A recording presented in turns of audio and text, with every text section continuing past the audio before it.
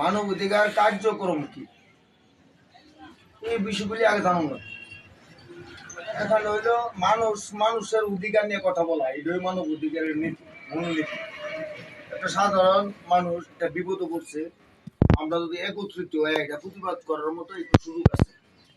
এক দুই হইলে মনে করি যে গুলি ভাই মেম্বার হয়তো সাধারণ মানুষ দরকার হলে হয়তো গুলি ভাইয়ের দরকার, চেয়ারম্যানের দরকার, বিভিন্ন দেশের বেতন পানি হুট করে আর করলো না।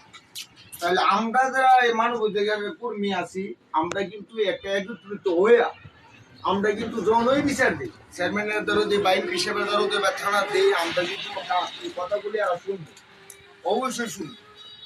আর বিশেষ করে হলো আমরা যে কমিটি করছি বর্তমানে যে বাংলাদেশের যে চেয়ারম্যান আছে মানবাধিকারের যে চেয়ারম্যান জাতির সঙ্গে অনুমোদিত, মিডিয়া বই না এবার লাগে খুব আপ্রাণ চেষ্টা করতেছে, এরা দিক নির্দেশনা কি কি দিন লাগে সব এরা দেওয়া দেবে।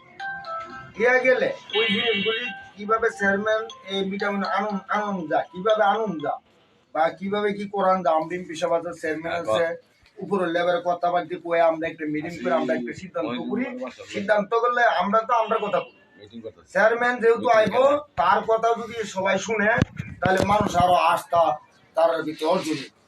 আমি মনে করি আসলে সর্বোচ্চ সব দিকে বিষয়টা হইলো আসলে চেয়ারম্যানটা মানব অধিকারের যে বাংলাদেশে যে চেয়ারম্যান মিটাবে না আনলে খুব জরুরি দরকার।